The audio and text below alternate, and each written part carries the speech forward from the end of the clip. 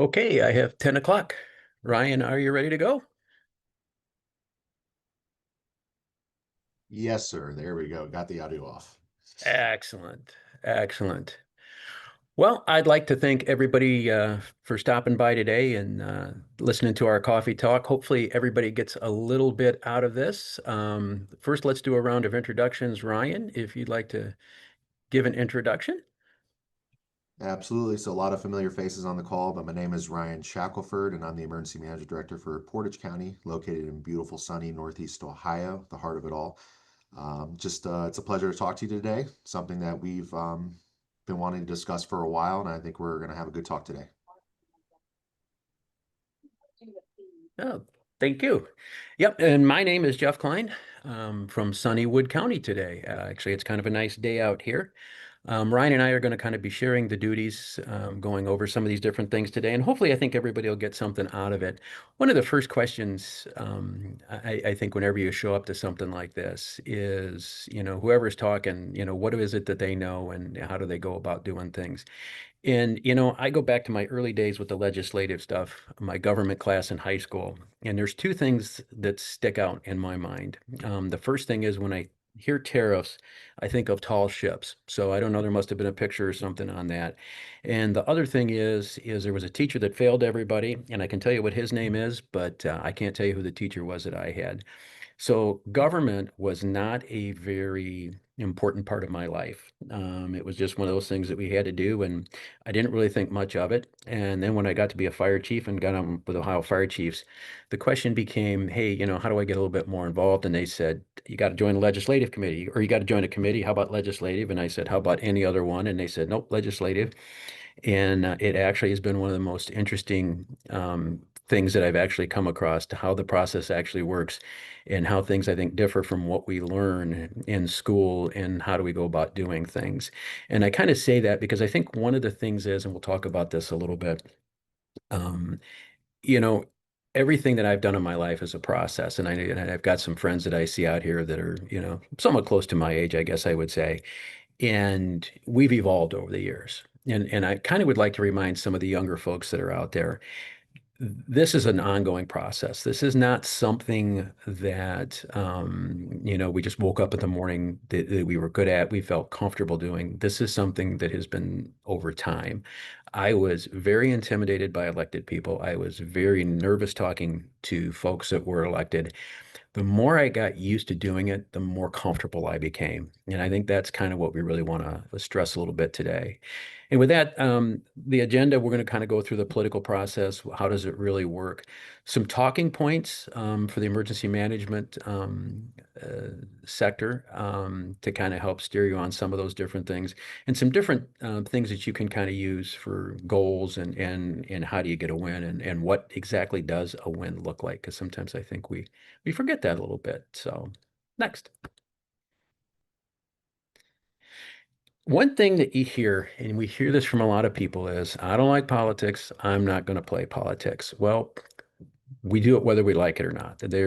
We play politics in just about every aspect of our lives.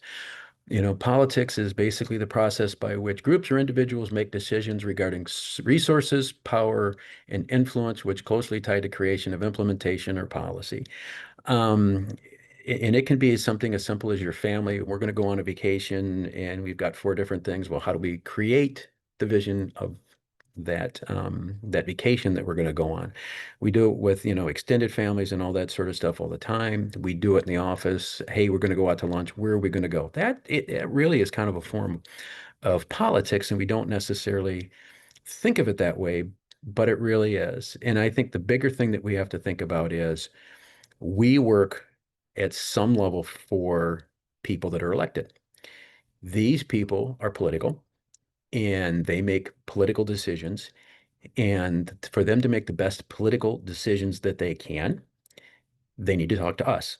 So at some level, it really is incumbent on us to be able to kind of explain just exactly what it is that we're looking for, what it is that we need to do, and necessarily how do we get there. So next.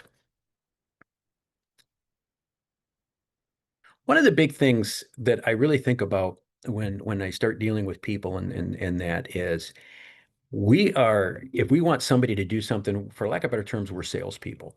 Okay, we're trying to get them to buy our product. And I think one of the best ways to do that is to get folks I am sorry about that. Okay. To get folks, and you kind of have to get inside their head and see just exactly why do they do things, what makes them drive. Uh, one of the first things, why do people run for office? Well, one of them is I have a family history of doing this.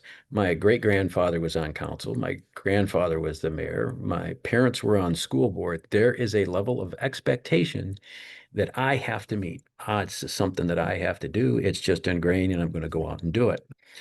Personal initiatives, I'm not happy. I'm just, government's a mess. We could be doing things better.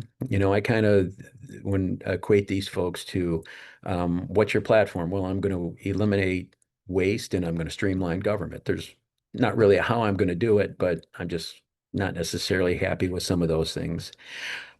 And then you've got people who have, for lack of what I would say, more of an agenda. Um, and we want more parks. We need more parks. We need more roads. We need more bike paths. Then where I'm from, that is a huge one. Public safety a lot of times gets tied into this. We're paying too much taxes. That's one of the things that we're seeing for now. And grudges against things. And don't know why, but I see this kind of a lot with police chiefs.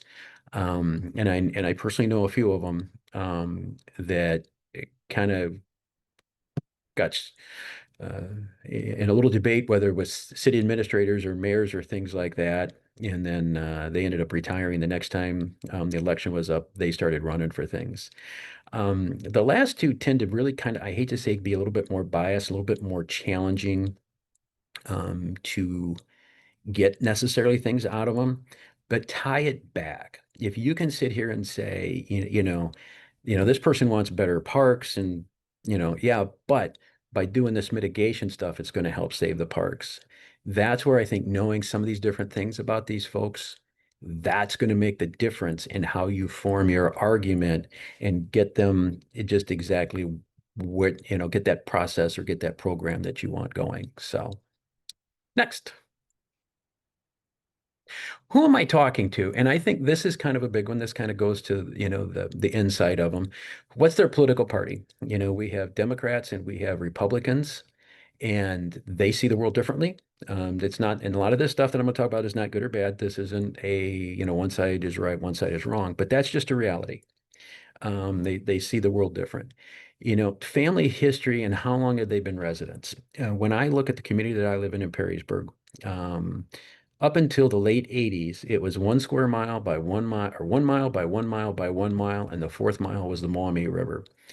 Everybody that lived there, it's a bedroom community. We're not going to talk about businesses. We're not going to do that.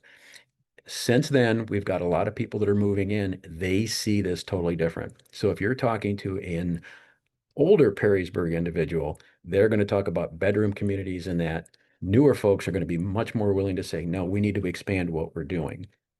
Do they have government backgrounds? Did they ever work in the government? And if so, where did they work? Are they a finance person, public works, public safety? I would add family into this one as well. I had a very challenging person on council one time who had a cousin that was on a fire department in the state of New York and could not understand why we didn't do things that way. It's challenging, and that's one of those things, though, to kind of be looking for. If somebody's sitting here telling you something that just, yeah, I know they do this, but this is wildfire related or this or that, I kind of think that they're getting fed something somewhere. The family, their employment, what they do. This I think was kind of interesting when you saw COVID. We saw a lot of people that were in the legislature, elected people that own businesses. And when they started talking about closing business, they were very resistant to that. Agendas or passions. We've we've all got things that we'd like to see. All got things that we're passionate about. I enjoy my ham radio. And if you want to get in a conversation with me about HOAs and antenna restrictions and stuff like that, I might be the right person for it. Kind of look into these people and see just exactly what it is that makes them tick. Age. I think age is a couple things to think about. The first thing is I have been doing what I've been doing for many, many, many years. It is going to be very challenging to get inside my head and to make me change a belief that I've had my entire life is one thing. So kind of keep that in mind. The other thing is, what generation are they? The generations, as we know, see things differently, and how you approach them and what kind of makes them tick is going to be a big deal with that one. And another one is, are they really going to kind of do what they say? If we talk about cutting taxes, are they really going to do it? If you know their history and or adding on to something rather than cut taxes, if their history is cut taxes, they're probably not going to support any legislation that adds to it, even if you can really articulate it very well.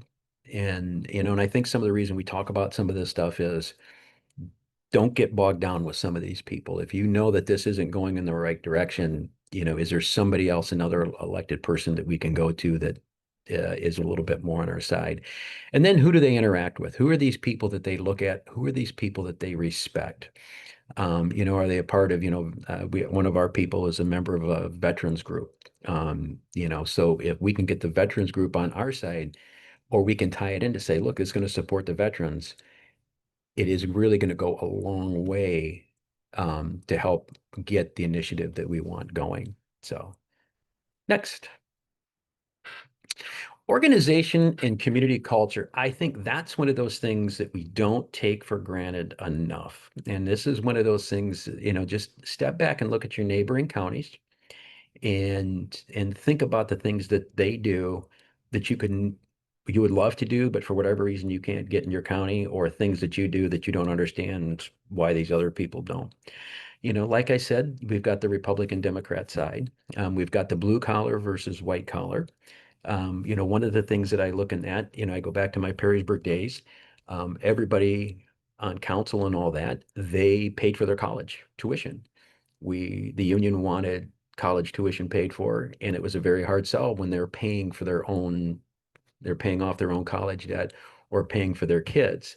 That's going to influence some of the decisions. The income, is this something where the community is fairly well off? And they look and they go, you know what? I like the finest things in life. I'm willing to pay extra, to get this, to get that. Or is it one of those things where it's like, you know what? I just don't want my home to fall down.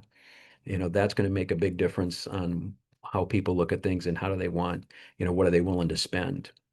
Diversity, one of the things that we're starting to see now is we're really starting to see a lot more immigration and things like that in pockets. And we've got different pockets. I know in Columbus and Springfield, Ohio, and some of the different ones that we've heard about. That will add to the demands and the different things that you need to have on that. But that can also be a plus to be able to say, hey, look, we need to kind of move in this direction with some of that. And the historical roots, are they historically Democratic? Are they historically Republican? And I think it ties into the next statement that says, how long is your county been in existence? And not just existence, but potentially in the form that you're in. If your county has looked the way that it's looked for the last 100 years, I'm going to go out on a limb and say it's probably very ingrained in how they've done things. It's going to be very challenging to change some of these things. However, if you've got a community that's exploding with population and things like that, it's going to be a little bit easier to probably say, hey, with all the changes and get things going and the way that you want it to go. And basic expectations, when you come to Wood County, we have a very challenging time getting damage assessment done. And one of the reasons is most of the people in Wood County, especially rural Wood County, are very, very self-sufficient. They don't want government help. They're not going to do this.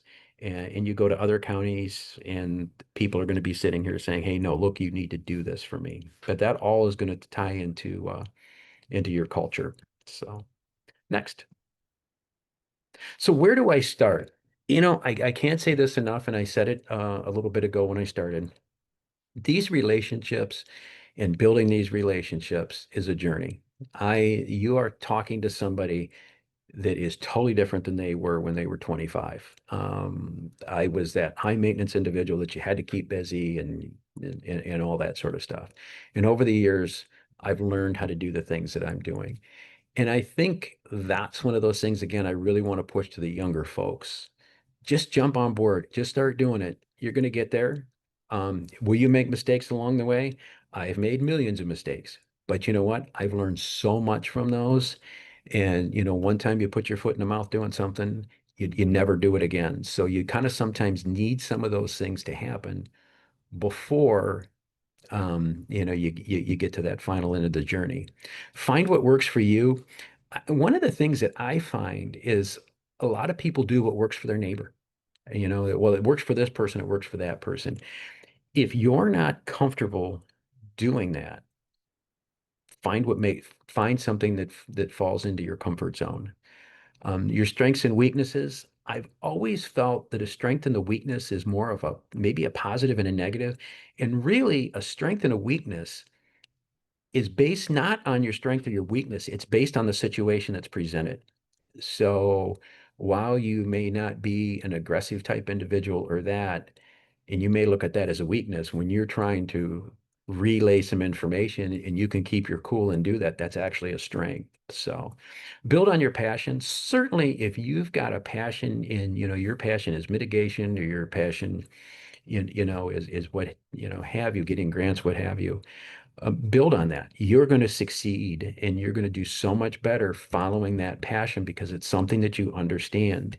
And I think that's one of the challenges that I have found in talking to people sometimes is they don't necessarily know how to articulate or they don't necessarily have the best understanding of something, so they just ignore it.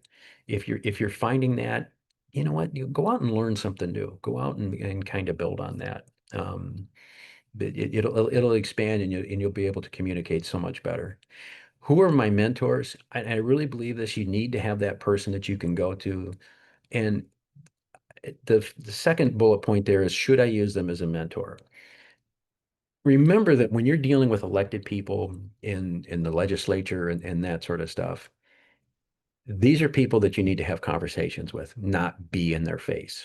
And a lot of people are going to sit here and tell you how successful they are and look at this and look at that. But when you step back, you look and go, maybe they're really not. So when you're looking at a mentor, you're looking to bounce ideas off people, really kind of look at some of these people and say, okay, do they really have a lot of success stories or are they telling me they have a lot of success stories? So next. So some of the tips of the trade, we did a roundtable up here in Northwest Ohio back in June. I set that up. There's nothing wrong with having your neighbor help you set things up. If you've never done it before, having that other person there, I think really, really gives that little extra comfort that sometimes we all need to make sure that we're on the right track and we're not messing things up. Networking through the association, that's one of the things that I think associations are really good for. Hopefully, and if anybody has any ideas on this, we would love to get another legislative day going. Challenge is getting the numbers, the people that we have. But if nothing else, being a part of the legislative committee for us, for some of the other groups, you're going to learn a lot of how the process works. And again, that's going to make you feel a little bit more comfortable. Everybody in the legislature's got social media footprint somewhere. You will learn so much on that. Now, you will learn what their philosophies are, what they believe, what they're supporting, and you will also see what their constituents think. And some days it seems like it's a revolving thing. One day they'll say something, everybody loves it. Some days they'll say the same thing, people don't like it. But you can get a really good idea on that. And the more that you watch and the more that you look at this, you'll start figuring key things that they're passionate about. And if they're passionate about it and you can tie your stuff into that, it really helps and it really keeps the conversation going with them. And if you need context, go to the .gov sites for the context. One of the things that I would say is when you go to that site, it'll be like, I think it's rep75 at ohiohouse.gov. That is a generic email that goes to most likely somebody in the office. They monitor that and they kick it out. And there's nothing wrong with that. You can get information and you can get some stuff that way. But when you meet with the legislators, a lot of times the closer you get with them, they'll start giving you their personal emails and things like that. So just kind of keep that in mind, just exactly who's kind of reviewing that. Communicating with them, nothing wrong with an email. There was just a vote yesterday at the House on some of the governor overrides. I did send out a number of emails and, hey, we would appreciate your support if you did this, this, and this. Typically, what I do is I go through and I'm going to look at that and I'll do that today. Who supported our initiative, and I'll send them an email that said, hey, thanks. I appreciate it. They love that. And the positive is they're seeing your name. And the more that they see your name, the more that you're establishing that relationship. Just call them up and say, hey, you know what? We haven't met. Sometime I'd like to meet with you. Where would you like to meet? I encourage the EOC, the office, someplace visual that gives kind of a overview of your organization, because I think they like that. Everybody likes going out and seeing different things. And I think it's totally different when we did our legislative roundtable. We did it in an EOC and we could tie everything into the EOC. And I think it really added a lot to that. If you're ever out in public and you see them and there's an event, a lot of times we end up at some of the same places them. If it's somebody you haven't met and you know that, nothing wrong with walking up and just saying, hey, I just wanted to introduce myself, Jeff Klein, Wood County's EMA director. Here's my card. And they'll always give you their card because they always carry them. And, nothing wrong with that. And you can take and at some point and build on that. A lot of times just send them an email that says, hey, congratulations on your election, your reelection. I look forward to working with you. And when you're having these conversations, I think one of the things is just you kind of just reiterate, hey, maybe I don't really need anything today, but down the road, I may need your support on something. So just kind of feel with that, feel free to work with that. Be concise. At our last legislative roundtable, it's interesting. One of the legislators that was there said, I only want 15 minutes. If you're going to ask for something, I want 15-minute ask. Tell me right up front what it is, how much money, whatever, and then spend the rest of that time justifying your needs. And I think that's one of those things is if you're going and you're talking at the State House, they have their days booked. You've got to be concise and get right to the point. It's nice to be able to leave them an executive summary, ideally written. That way, if they're taking notes, they've got the notes you want them to have, written in a way you think enhances your position the best off of that. And don't back away from the tough questions. If you're sitting here and you're saying, oh, I hope they don't ask that question, have an answer for it. And even if you start circling them back to something else, be ready for the tough questions because, and if it's about money, everybody wants money. You're going to have to kind of be prepared on that. But think about that. And, sometimes, it's not necessarily the answer we want to give, but the honest answer and having one well thought out that don't have a lot of tripwires are going to get you jammed up somewhere else is going to make a big difference. So, next. Professional organizations, EMAO is really, we're very well versed at the state level. We do a lot of good things between the legislative committee and Michelle. We've got a lot of good contacts in the state, and it's very easy for us to monitor what's going on. We've got NACO, IAEM, and NEMA, which are at the federal level. They have a federal footprint. They have a Washington, D.C. footprint, which really kind of aligns them to kind of assist with getting the stuff done more at the federal level. But I also encourage people joining because one of the things is you have to think this is all about getting reelected and it's all about numbers and this and that. And if I come to you and I say, hey, I'm Jeff Klein, I represent Emergency Management Association of Ohio. I represent 10 counties and there's 88 counties. They're like, yeah, that's not that impressive. We represent 80 of the 88 counties. That gets a lot more attention. When you look at the federal groups, NACO, IAM, and NEMA, they're going in there and they're saying, hey, look, we've got 17,000 members. We've got 20,000 members. Those numbers get people's attention. And that is one of the biggest values of joining professional organizations and getting involved. And even if you can't do all the things, you can't attend, all the conferences and that, just the sheer membership. And it's the same for EMAO. makes a big difference. So with that, I'm going to turn it over to Ryan, I believe. All right, good morning. So moving over to interacting with politicians safely, one of the things we like to discuss is to trust but verify. I think we've all have been in situations where we get in a one-on-one meeting and someone can promise certain things, but it becomes a different story later. So if you get into that situation, it's always nice to do those follow-up emails as we discussed per our previous conversation. I know you all love to get those and it kind of puts us in accountability, but just trust and verify. As always, do not take a political side, Republican or Democrat, Jane or Joe. You'll need to work with whoever gets elected.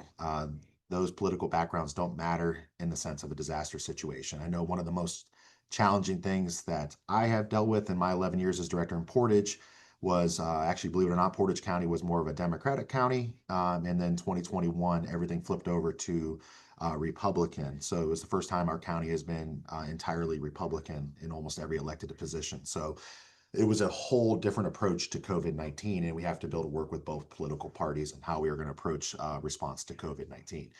You win by most votes. That does not always equal what is right, but at the end of the day, if they vote a certain way, it is what it is, and we need to accept those results. You can publicly thank those who support your initiative. So whether Republican or Democrat or whoever it is, if they do support your initiatives and you are successful with whatever you're trying to accomplish, you can publicly thank those individuals. Be aware that they're opposing individuals to that, but I don't think there's any wrong with recognizing efforts and the successes that you are having.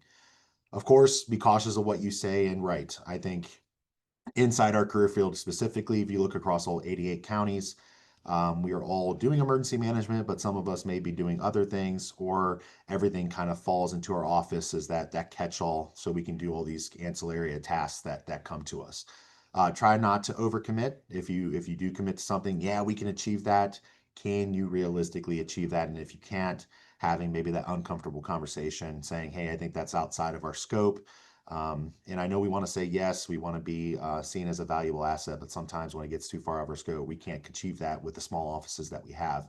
Just be cognitive of that. Social media content, Jeff had highlighted that a little bit ago, but be cognitive of what you're putting on there.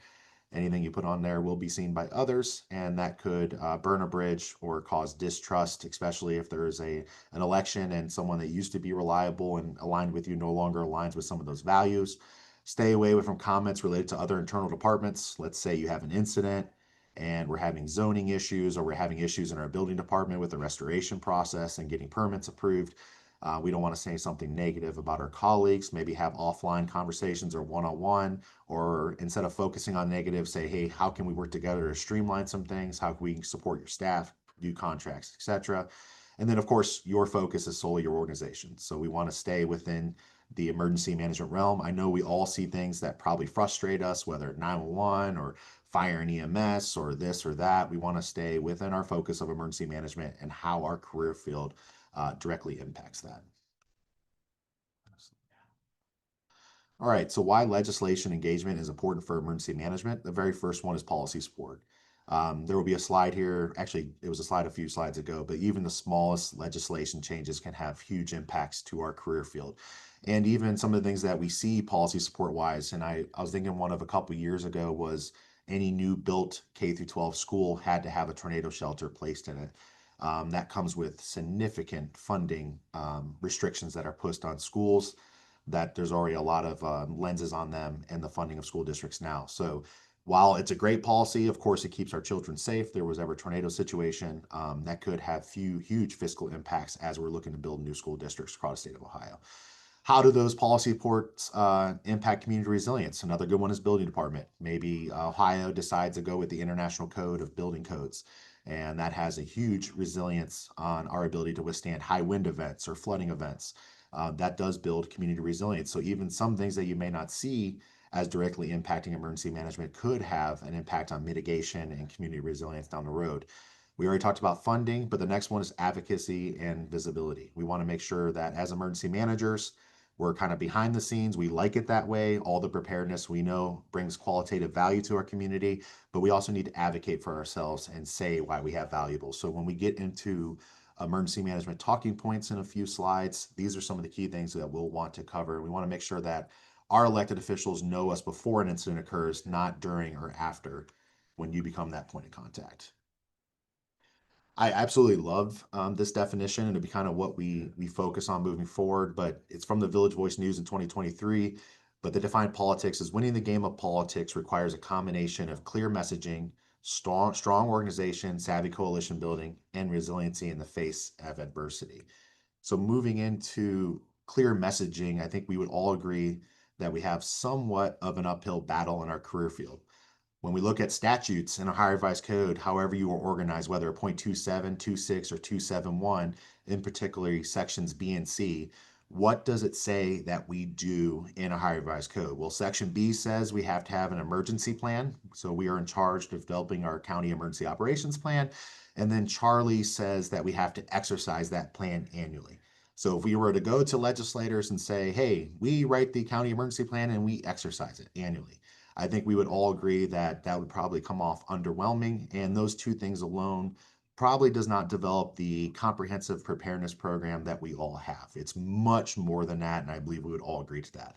Uniquely, if you jump into 550221, which is the definition section, it outlines all the key tasks that we would be in charge of or working collaboratively in a disaster scenario. And there's a whole slew of different things, whether doing shelters, evacuation routes, mass care issues, even some of the old civil defense language. So there is a lot of different language in there. And I wasn't even in tune to that sections. I think when I go in higher revised code, sometimes I skip over the definitions unless I really want to know what the intent is. But there is a lot of language in there that you can use as your emergency management talking points. Uniquely enough, 5502.33, and Jeff and I debated whether putting this in here, says we're not allowed to partake in political activity. I did send a request to our prosecutor's office about what the intent was, and me and Jeff went back and forth on it. And I think we both kind of concur. That does not mean that you can't advocate for or talk to legislators and advocate for certain positions as emergency management, but you don't want to be at someone's political rally and doing funding things and other things along that nature. Or if you are going to wear your polo and go out and politic for certain initiatives, that may be something that's frowned upon. So just be aware of that code. And then statutes when it comes to power. I'm going to hint this in a couple slides, but when it comes to a higher revised code, there is no authoritative kind of power given to you like a county prosecutor, a county coroner, a fire chief, the county sheriff, right? Authority, there is authority given to them in a higher revised code. So how do we earn rapport in your community? How do we earn respect in your community? Yes, you are a director, and we'll talk about that in a second, but what else, other avenues of earning respect in your community so where people see you as an effective conduit to go to your emergency management office? The other uphill battle is speaking with a unified message. It's always been a stigma in our career field, but if you looked across all 88 counties, really across any county across the nation, and you ask, well, what does EMA do? And you go, what? Wait, EMS? No, EMA. What's emergency management? Sometimes you say the local branch of FEMA, or you kind of define it as this or that, right? Sometimes it's hard to put that unified message of what emergency management is, and we all kind of do slightly different things from county to county. But in speaking, we do have the National Preparedness System, we have the National Incident Management System, we have other supporting organizations like NFPA, OSHA, there's crosswalks and toolboxes from Ohio EMA and our partners at the state. But we should be doing better at having that unified message and being interoperable. If I need to go to Wood County or Wood County needs to come to Portage, we should somewhat be on the same page so we can help each other out when something happens. One of the things I had the opportunity to do, and I don't know if you can see it with the shared screen, but this is that strong coalition building and being savvy. But during the National Emergency Management Association or Advanced Academy, we talked a lot about French and Raven's theory of power. So how do you earn power? And it breaks down into two areas. One is positional and the other one. Now, in all of our positions, we have legitimate power, right? We are provided the name director, deputy director, and that does come with some power and authority to that, primarily within and outside your organization. And you have the ability to reward your staff, discipline your staff. You are seen as your key person for information within your departments. But once again, a higher revised code, even though you are director and you'll have your honeymoon phase and you'll be able to kind of go out and you're seen as an authoritative figure, our higher revised code does not prescribe authority to you. So no one necessarily has to coordinate with you. They don't necessarily have to come to your EOC. There is some language where they have to work with you on the development of the EOP, but how do we get all those whole community partners to the table? And the other side of the house is personal power. Personal power is seen where you are seen as the expert. So anytime you command a room or you're seen as director, you are seen as that conduit. People come to you for information. Jeff talked about this.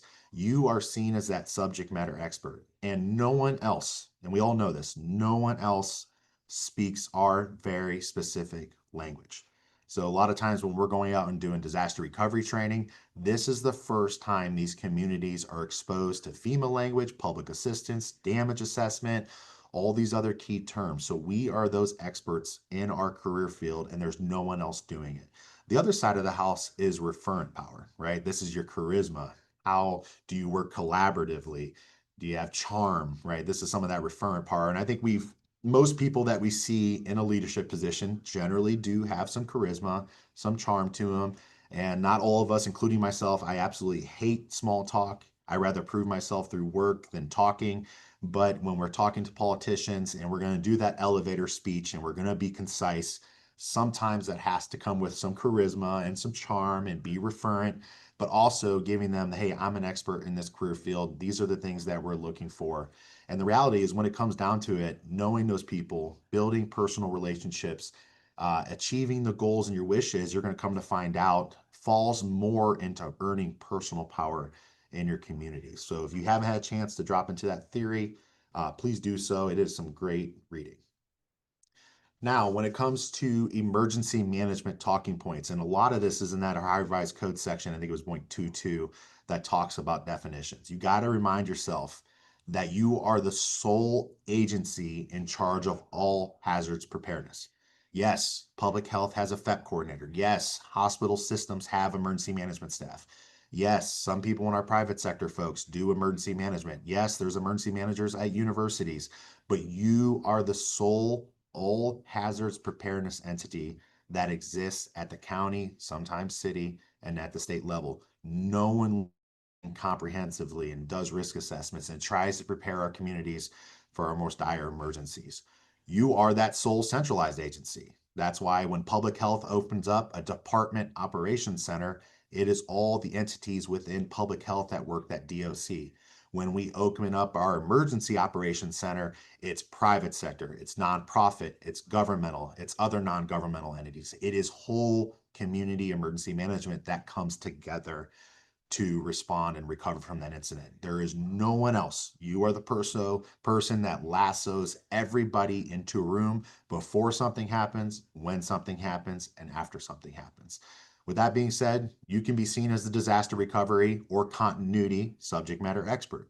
A lot of people don't have continuity plans. A lot of people don't even want to talk about continuity, but because it kind of talks about our essential services and the things we have to deliver, which can be uncomfortable to discuss. But you're seen as that subject matter expert. Sometimes public works, but more than not, you're going to be the lead debris management planner. You're going to be the key mitigation partner, right? So sometimes engineering, stormwater, all these other things, hydrology studies end up going outside of our scope and our abilities, but you are that key entity that brings them together at least at a minimum once every 5 years, hopefully more than that. Interoperable communications, you hope to achieve those. We always talk about how communications fail. Well, let's not accept that and make that a cultural thing. What can we do to close that? Volunteer and donations management, special event planning, advanced coordination and warning, and IPAWS. You're one of the few entities locally that can issue an IPAWS alert outside you in the sheriff's office. Crisis communications, public information officers. I could ask everybody on a call saying, how many PIOs do we have at the municipal level? And most people are like, but we have some PIOs and volunteers and other people that come over to help our cities. Sheltering and mass care. You help out with schools, higher education, any place that receives Medicaid and Medicare funding, reunification, mass casualty, mass fatality, LAPC, intelligence liaison officer, work infusion center, critical infrastructure, behavioral threat management, healthcare coalition, cyber. You guys either have a direct influence or you are partnering with any aspects of all these different programs. And the reality is a lot of you are doing a lot more. So these are some of those key talking points that no one else is doing. You are the agencies doing it. And when you meet with our elected officials, go ahead and sell yourself on these things. Now, building trust, upon day one, you are given a small amount of trust. And we call that the honeymoon phase. You are a brand new director in your county. There's going to be a lot of excitement for you. Maybe the previous director was there 30 years and they're going to miss, and those are big shoes to fill. Or maybe they had a director and they've had a lot of turnover in their office over the last 2 or 3 years. We have a lot of new emergency management directors across the state of Ohio. So you are given that little bit of small amount of trust, and you need to capitalize on that trust in the beginning, especially during your honeymoon phase, and try to earn and get to know people on a personal level and seen as a reliable conduit for your communities. Remember, first impressions are everything. Dress the part, have positive interactions, prepare your elevator speech. All right. So if someone is very terrible at small talk, or maybe you have this idea of what you want to say and it didn't come out good the other times, prepare those speeches. Be ready to have those elevator talks, because that 5, 10, maybe 15-minute interaction may be the first chance to really impress someone and be seen as a trusted conduit for your community. Be honest and kind. I know I dealt with a lot of politics as a new director. I think there was a lot of people that were upset that I got the position, especially as young as I was. But the reality I always said to myself is integrity always wins. It may not win the battle initially, but it always wins the war. So be honest and be kind, and always stick true to yourself. Follow through. So if you're gonna do something, then do it. Right? If you say you're gonna do something, then do it, and you can slowly chip away at those and continue to build trust and be seen as a resource in your community. Remember to be an expert. No one speaks our language, but always be careful of jargon. We always talk about common terminology in our career field. Make sure that we're not using jargon, and we don't want to bore with standards. And of course, be calm. And I was joking with Jeff yesterday, but I had the opportunity to work for Mississippi EMA for a short period of time. And my grandmother's from Mississippi, so she said when I moved to the South, she hopes it would slow me down. And as you can probably tell on this call, that did not work. I do talk fast, I move fast. That's just kind of who I am. It's kind of a weakness on my end. I do have to try to force myself to slow down when I talk, but just try to be calm, be collective, and do the best you can. So, what's your end goal? So, let's say we are going to go meet with our county commissioners or executive boards, or we're going to either support or go against legislation at the state level. Define what your win looks like. And of course, that win comes with, what do we really need, not want? We all probably know, and it'd be the task here, that you're not going to probably get everything you ever dreamed of. But if you fall somewhere on that, is that a huge win? And I think Jeff and I would both agree, just kind of developing this presentation, that yes, that is a win. If you get something, that's better than nothing. So be happy with that. Is it realistic for your request? All right. Is it feasible? Is it sustainable? Have you done a lot of research? Is this really the direction we want to go? Or did someone call you and say, I have a good idea, and then you instantly start championing that idea? I've been caught in that before. So is it realistic for your request? Can you deliver on what you promise? All right. Can you deliver on that? Do not overcommit, and do not expect a 3-0 or 7-0 win. I work directly for the county commissioners. If 2 out of 3 vote yes, then that is a win. Okay. And sometimes we're not going to get all 3, or sometimes we don't. We get 1 of 3 or none of 3. And we need to know how or when to walk away as well. All right, resilience in the face of adversity. So that was the language that was in the back end of that quote. So, and to remember, is it a hill to die on? Know when to walk away and fight another day. Sometimes it could be an issue with the people, the place, and the time. I think we both agree that with the legislation to potentially remove inside millage on property tax, I believe could adversely affect Portage County's budget $11 million overnight. So we could use $11 million in revenue to our general revenue fund in 2026. All right. So probably not the right time for me to go in and maybe ask for a new contractual arrangement with a vendor or an increase to my budget. So as things are kind of falling place down in Columbus, we kind of want to monitor this, and we'll see where it goes. But just got to be cognitive of some of the impacts that are going around us. And I know Jeff will talk about this down the road. But just keep in mind that people are always asking for money. So if there's not something erroneous happening like we're dealing with today, which I don't think anybody saw happening, sometimes you just got to go for it as well. So there's always going to be people asking for money. There's always going to be departments or elected officials infighting. There's always going to be, once one asks, then others ask for the same thing. That stuff is always going to be happening. And I know I sat on a project early in my career for a long time, and I was I was talking to a county commissioner offline, and he goes, Ryan, really, it's never going to seem like the right time. So all you can do is come in and ask, be prepared, and the answer is going to be yes or no, and then of course walk away from that. Were you the right messenger? Maybe if something like this, like the property taxes that we may lose at the county as well as school districts, is that something that is worth fighting just from an EMA career field, or is this more like a county commissioner and all 88 counties banding together? As I'm assuming most of us are going to lose significant amount of revenue. So where is that messaging best to come from? That's going to influence our legislators the most. What is your level of support? If you had 3 out of 3 county commissioners, or you had a really supportive executive board, but a naysayer gets in there, or someone that doesn't like you, or even someone that wants someone else to have the job over you, what is your level of support, and what can you do to navigate that? And of course, even if you're in those circumstances, or maybe you're in a positive circumstance, but there's a couple people lingering out there that if they got into a position of power, that could change overnight, you still do not want to burn a bridge with those individuals, or even the positive individuals. So just be aware of that. Sometimes burning that bridge is where you're adamant that you need to happen, or you say things that were not conducive to future efforts. Just be aware of that, and do not burn bridges. Back to you, Jeff. All righty. Unintended consequences. I think this is one of the ones, and Ryan touched on it a couple minutes ago about the building codes and shelters and things like that. We can all agree that everybody should have a safe place to go to. But there's a reality that we have to face with some of these things. If we put a safe room in an apartment building or in a manufactured home, a trailer park, something like that, there's a cost that goes with this, and that cost is going to be passed on. So the reality is that cost that gets passed on, is it going to make it unaffordable? And now we're going to have people that don't necessarily have homes. Or are they going to look at it and go, well, for $1,000, I can get 600 square feet with a safe room, or I can get 800 square feet apartment that I can now can get a roommate and split the fees and that. And I think this is just one of those things to just kind of keep in mind. And they're very hard to see sometimes down the road.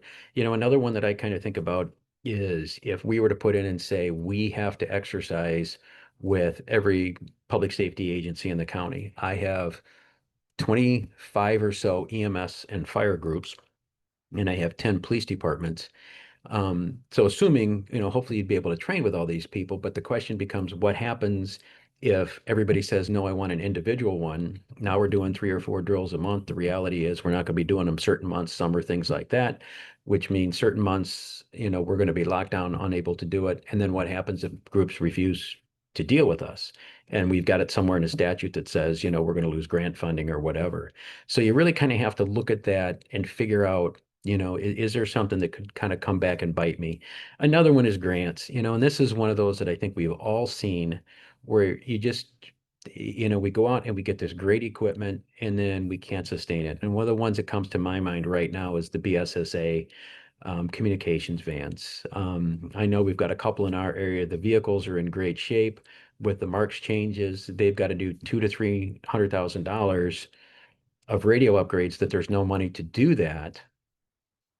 The sheriff's offices aren't able to do that. And now we've got this resource that are just going to kind of go by the wayside on that one. And again, the overpromise and under deliver, we just kind of got to be honest with what we're doing. And we always have to keep in mind, I think, that we can control what we can control. And if I've got contractors or I've got other people that are kind of under me and they're doing stuff, if they don't deliver, because of what I promised, it's not them, it's me. Think about that if you're building a house and you have a contractor, it doesn't make any difference if the electrician is, not showing up and doing this, your agreements with that contractor. So keep that in the back of mind. And again, the loss of faith, I think that's one of those that it takes forever to build that currency that you have, the faith that people have in you, and it takes one bad moment to lose that. So really kind of keep that in mind. So next.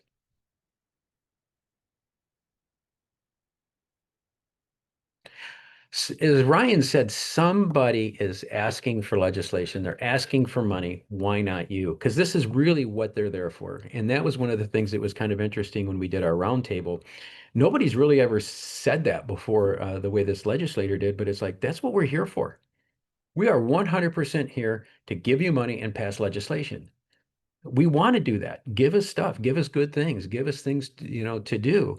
And so they're really looking for us to reach out and let them know these things. And there's so many different things that we can do. And I know, as Ryan said, you speak with a unified voice. I know the state has some things, if we all work together, we got a much better chance of getting that.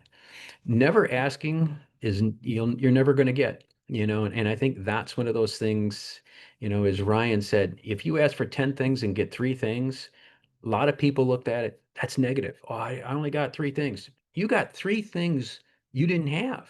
Be happy with those three things and build on that. And you still got seven things, to kind of work for. And again, our legal requirements are based in law. We have to keep that in mind. And the elected officials, they want to know you. Why do they want to know you? Because if there's a disaster, they're going to get constituents calling them, going, this isn't happening. Why is this happening? All these different things. They want that person to call. That's why it really is in everybody's best interest to get together beforehand and kind of have that working relationship, because then you feel comfortable talking to them, they feel comfortable reaching out to you, and it's inevitable. I mean, I think about it, whenever we have these major incidents, that go on, these folks get involved. So let's get them involved and kind of let's get them on our game plan early on. One of the things that I think is sometimes people get reluctant, oh, I've got this and it's $100,000. We forget Wood County's budget's around $55 million. If I'm asking for something that's $50,000, it's huge in the EMA budget. It's pennies in the county budget. And I would encourage people not to necessarily shy away. If it's something that, is not sustainable and falls under the other things, then yeah, then maybe stay away from it. But if you think it's something really good and something positive, go for it, even if it's expensive, because they're used to different dollars. Think about it, your kids. Your kids going to buy something for $5 at a store when they're 4 years old is totally different than you going and spending $4. So, and again, they want to be reelected. And the way that they get reelected is keeping everybody happy and having everything going smoothly. We are a key to going smoothly. So, next. And this is kind of one of the difficult ones, but I think we need to kind of talk about this a little bit. We are public employees, and therefore we are merely custodians of our organizations. While we would like to sit here and say, this is what I'm the EMA director, this is what we're going to do, the reality is the citizens voted. The citizens voted, put those people in there to further their initiatives. They hired us to help further those initiatives. And I think sometimes that gets very frustrating because you look at mitigation and some of these other things that need to be done, and we don't feel we're getting the traction that we necessarily should. But it goes back to what Ryan was saying. We are the experts. The key to this is having that relationship where these people have faith in us. And they have faith, and because they have faith in us, when we sit here and we speak to them, it carries in some extra weight. So I think that's one of those things, the importance of voting, and it's one of the frustrations. And I know that probably all of us are sitting here going, we would love to be able to go above and beyond and do some extra things, but we are the custodians. And if we want to go above and beyond, we really, really, really need to kind of sell that. And the way to sell it is to have that relationship. So next. And with this, we will kind of summarize everything that's going on. Again, I talked about the culture and what makes you tick and what's your end goal. You have to know that because there's cultures where things just, for whatever reason, it's going to be a real challenge to get it done. And if you can get other things done, go for the things that you can get done. Know what makes you tick. Know what your hot buttons are. Know where people are going to get reactions out of you. If there's going to be something, maybe somebody else would be better suited to do that. And the end goal, and I think as Ryan talked, I think we sometimes don't know what that end goal is. I don't think we know what a win is. So if we can identify that beforehand, once we hit it, anything else on that's just extra icing on that cake. And again, keep a reserve in your currency. Every time you ask somebody to do something, you're spending that currency. And you can't let it dip down too far. And again, we talked a little bit about having confidence in you and, if something bad happens. So make sure that we keep that up. And as well as, again, we are the custodians, not the owners. We are doing what the citizens want us to do. We need to educate them. We need to explain to them that your decision might not be the best if a disaster happens, and we need to do the best that we can do, but it is what it is. Get involved with the professional organizations, do what you can to stay neutral, and I really encourage that on social media. I see a lot of people go down some roads that I really believe at some level are going to kind of come back and bite them. There's, freedom of speech is the king is not going to take your house. Getting jammed up because you said something on Facebook is a freedom of consequences. And don't harp on the national standards. And I think this is one of those things, and I really saw it in the fire service with the NFPA. National standards are best practices, everything equal. Tell your elected officials how that influences their constituents. That's what's going to make the difference. Just talking about, well, the national standard says we have to do that, truly, truly, truly is just white noise. So just be careful with those. Again, trust and verify what you write, what you speak. It can come back if it's written poorly. I like to have conversations with myself many, many times because I will find myself saying things that, oop, that's a tripwire. That's going to send me down a road that I don't want to go, or that's a rabbit hole, or that's antagonistic or what have you. So, think about some of those things when you're writing. And again, who has the most votes wins. And that's what a lot of times these elected people, they want to do a good job and they want to get reelected. And because of that, if we really engage with them, we can really have some good dialogues. And again, be honest and don't overpromise and be careful of the unintended consequences. There's always things that are going to happen. And if they do happen, own up to them, do what you can to fix them. I think, and we've seen this many other times in life, when people, for lack of better terms, try and cover them up or brush over it or whatever, they don't go away. It's one of those things, hey, look, this was supposed to be done by this. It didn't happen because of this. I'm sorry. There's really sometimes not a lot that people can say other than, oh, okay, it is what it is because we've all been there. So with that, do we have any questions? I'm gonna check the chat box. All right. Hey, Jeff, if I can jump in here quick, Sure. having spent 7.5 years as an elected official, as a township trustee, a couple perspectives on this Oh, that might please. be helpful. Um, this is Jerry Winkler, director of Wayne County. Um, so one thing to remember is all your elected officials, particularly at the local and county level, but certainly all of them, have no idea what we do. So a big part of this is educating, because even those that come in, shoot, I didn't know what we did when I took this job. But educating them on what we actually do, and they'll have preconceived ideas potentially, but they don't really know. So a big part of what we do is educating and building that rapport. Also knowing that when you're talking about a 3-person, 5-member, 7-member board, if you can identify, oftentimes you can identify the one who is the ringleader of that group, I don't want to say the alpha, but the one that if you can get them on their side, the other members of the board will kind of fall into place. And been very successful in my former career finding that person, and the other people kind of fall in line. So that's another tactic you can use. And then the other thing, and we always, I've found this to be problematic or looked at as problematic by a lot of people in our business, and that is the elected officials who, when something happens, they want to show up and get their photo op and be involved and all that.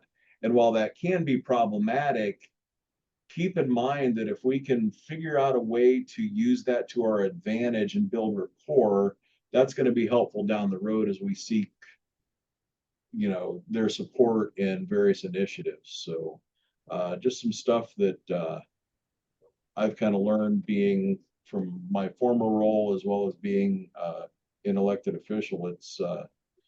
It's interesting. You have to learn how to navigate all that. So, but No, thank thank you. I agree. I think that's one of those things in any group. There's always that person, and like I say, that's the key, is finding that person that kind of help get that information, because people, they really don't know what we do. And when you think of, elected official, all the different things they're responsible for, you just realistically can't know everything. And, and I think going out and doing some of that, I agree with you on that. So thank you so much. I appreciate that.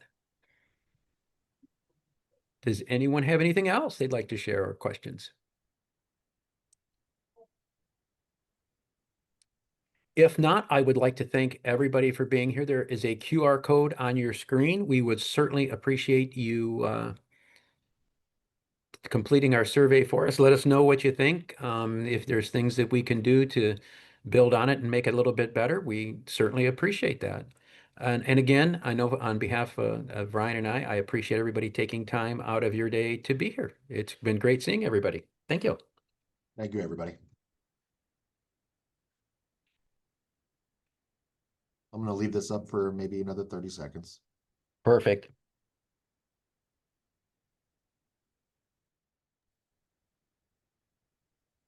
Great job, guys. This is Scott. Hey, do you know, are they going to, is Michelle going to have this saved that we can post on the website? Was that the intent? To the best of my knowledge, yes. Okay, that's good.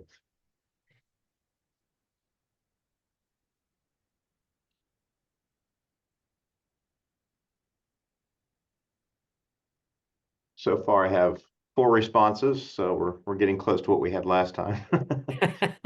So nice attendance, though. I think we're right around that 20-ish mark each time. Would like to see some more people, obviously, but I get people's schedules and stuff. So Yeah, and I think if we could tape it, I mean, I think that's a good thing if we can get that out, because I think that's one of the nice things is the being able to reference this and go back and